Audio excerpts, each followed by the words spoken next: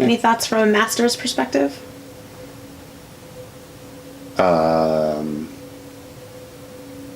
I'm old and creaky. Hi there, I'm Ed. And I'm Andrew. Together, we're Creepy Puppy. You can give us a follow on Instagram. And we're going to be doing some stuff today. What stuff are we going to be doing today, Ed? So we're going to watch 19.3. We both did it earlier this morning. It was a redo for me. And it was your first time seeing it. First time, yeah. I was a little... Yeah. It's Sunday already, you know? Yeah, so we're going to watch that in a side-by-side video. And She's a whiz. we will comment on it. Before we do that, I am wearing a shirt from CrossFit Mousetrap. It's in Orlando, Florida. If you are going to any kind of amusement parks in Orlando, be sure to drop in. They were super nice, super accommodating, and we would definitely go back. Definitely. And just to keep the Floridian theme going, I'm wearing a shirt from Waterpalooza from last year, where we both went and had a fantastic time. Probably the best competition I've ever been to. Just had such a blast. It was super cool. Yeah. We loved it. Before we start watching this, I did want to give a plug to our preview, our sort of thoughts before the workout. We both did videos on that and disliking and liking the movements in the... Yeah, you may remember this face. Scaled Athlete pouts about 19.3. Yeah, check that out. We should have links somewhere, maybe on the screen or below. You'll find them. They'll be there. They'll be obvious. So I think I'm ready to go. Do you want to hit play on the video? Yeah. Okay, so let's get started. So here we go. Sorry about you not being on the screen up front. Yeah, no biggie. I love those eyes. What is going on? You're just batting your eyelashes at the timer, that's all. Apparently that's what I was doing. Okay. Okay, so what is... Oh, 3, 2... That's awesome. I got real fancy. You did. So 19.3. This is CrossFit Open 19.3. We've got our friend Justin judging both of us, I think. Yes. Yeah, he judges both of us. Do you want to run through what the movements are? Okay, you're going to do a 200-foot dumbbell lunge, 50 and 35 pounds. You're going to do 50 dumbbell box step-ups, single dumbbell. Then you're going to do some handstand push-ups, depending on what division you are. Tells you which handstand push-up you're going to do. And then you do some handstand walking or bear crawling. You can check out the full workout at gamestarcrossfit.com. Wow, not promotional at all. There's a bit of a difference between what I'm doing and what you're doing. You're doing a full overhead lunge because you're RXing. Yes, I actually, as a skilled athlete, I RX'd this because for me, there would be absolutely no difference in the workout between RX and scale outside of hold the dumbbell overhead versus hold the dumbbell on your shoulder. The weights are the same, the step up movement standard is the same, and I'm not making it to the handstand push-ups. I don't have handstand push-ups, so the fact that those are slightly different scales between RX and scaled makes no difference since I'm not going to do it. So I figured I would just do this one RX. I think it went really well. I held a 35-pound dumbbell overhead and lunged with it, which was... My butt hurts so much. And I'm scaling, but again, it's super interesting, as Ed was saying. They didn't change the weights between RX and scale, and a lot of the other standards were not changed. The only thing that changed in the first movement was that it was a front rack lunge. You could hold it the way I'm holding it here, or you could hold it, like two hands. However you want to hold it, just as long as one part of the dumbbell was in front of your shoulder, and as long as you were holding it with at least one of your hands. Yeah, I just watched that. So, Andrew, you were really good at taking the right number of steps throughout the 25 feet. And I spent the entire time coming up just a few inches short of the line. My stride length for lunges is not conducive to 25 feet, but you nailed it like every time. Well, thank you. I don't think I did, but one thing I'm noticing is I'm more shaky in the legs as I go down the lunge than I thought I was. They're hard. They're hard with that extra 50 pounds. It actually makes me realize just over and over again, like, I used to be 35 pounds heavier than I am now.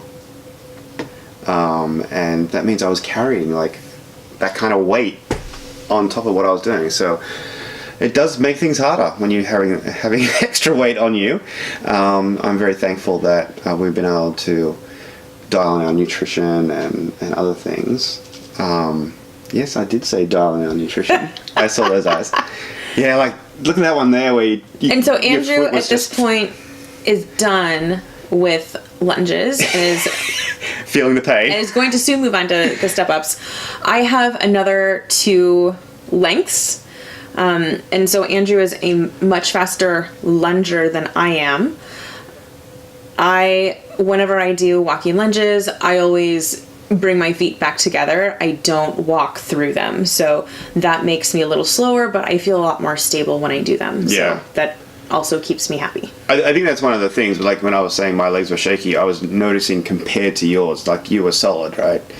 Your locking out was solid. Sorry for the shaky cam right now. I'm actually transitioning from holding the camera. Oh, I thought we were getting really artsy. And look, see, there's an angle as well. Putting it into a stand so that I could actually focus on her box jumps. Step ups. Oh my God. Can you imagine them doing box jumps? Okay, so you can see this next movement is basically step up on a box with the weight and step back down. They had an extra rule in there that a lot of people, I don't think, realized. In fact, Justin, when he redid it today as well, he didn't realize until we told him that you actually had to alternate feet. The first foot initiating each step up had to be opposite. And that's why I had to redo it. The first time I did it, I was just every which foot all over the place. Whatever felt comfortable. Yeah, and then I realized, this is supposed to be really specific, so I had to redo it for it to count. Now, Ed's using this technique of putting the thing behind her head. I tried that in warm-up. I didn't like it because it kind of pressed against my head. And remember, I've had whiplash as a kid, and I have all sorts of neck issues, so I just didn't like it. So I was doing the alternating shoulder hold. This is where, Ed, you were doing really well. Like, what was your plan going into this? How many reps were you going to do? I was planning on doing 5 at a time, and then like checking in with myself to see how I was feeling and how I was doing. Yeah. And possibly resting. Yeah, and you did a little bit more than 5 before you broke. You did 35. Yeah, so that's really cool. That helped out a lot. That was cool. And definitely impacted, right? Because you saw how much faster I finished the lunges to you. Yeah. And we both know how we ended up. I'm still stepping up right now, and look at me. Yeah, you're breaking. I am like, what is this thing? Why am I doing this? You are holding a 50-pound dumbbell. And I was about to say, I'm also stepping up to a 24-inch, and you can see my hip hinge there. You can see how much higher my knee is to my hip. Yeah. That was pain. Just doing that over and over again for 50 reps, it was just pain. But my goal, your goal was to redo and get a tie break time. Which was to finish these. Yeah. My goal was kind of similar. I wanted to finish these, but only because I wanted to try a handstand push-up. I've never tried them before today, and so I wanted to see if I could even come close to one, because the scaled version had elevation, which meant I didn't have to put my head all the way down. Yeah. And we've done scales of handstand push-ups, right? We've done pike push-ups. Andrew, you've done handstand push-ups from a box before. Oh yeah, it's like a piked position. Yeah. You've definitely done progressions to work your way up to a handstand push-up. It's not like you came in to the box today and said, I'm going to try this brand new high skill gymnastics move with absolutely no experience behind it. So don't be fooled by what he's saying. Yeah, I'm not saying that I didn't understand the technique. I've just never done an actual... A full one, yeah. Yeah. Every time I've tried, I've collapsed in a pile. So, so my goal was to do this with this elevation thing, which was a revelation for me, that you could even do it with an elevation. I had never thought of doing that. You can see here I'm trying to do the behind the neck thing. It was hurting me, so I think I just did the 10 reps. That strategy worked out really well for me. I liked it a lot.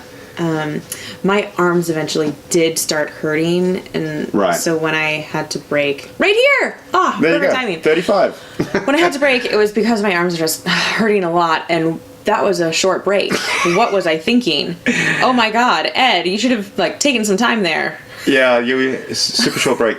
I don't know if you saw on my side just then my one and only attempt of holding the dumbbell by my side, and I put my foot up. I'm like, nope. That's not going to happen. So back to the side shoulder. Yeah, hold. And one thing that you can't see or hear on this is that someone is behind the camera yelling left and right to make sure that we know which foot we step up on. Because I actually no-repped myself at one point on here. You just had your head little yeah. I just no-repped myself because I stepped up twice with my right foot and I was supposed to step up with my left foot. So yeah, and so we helped each other by basically both visually, and then of course we had to remember that even though I was holding my left arm out, I was telling her right. Say, right foot, lead with your right foot, lead with your left foot, and it was a challenge for, I think, even the person helping. Yes. But you did well, filming me and doing those counts. That was great.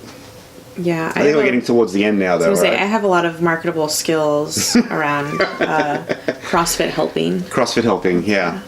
I think we're almost both done. I think, is that you done? I am done. That's you done. So I'm now collapsing on the floor because I don't plan on going any further. But let's see what happens. So I've got 10 seconds or something. And, I did one. Oh my goodness, that didn't feel too bad. All right. Can I do some more? Oh, look at that!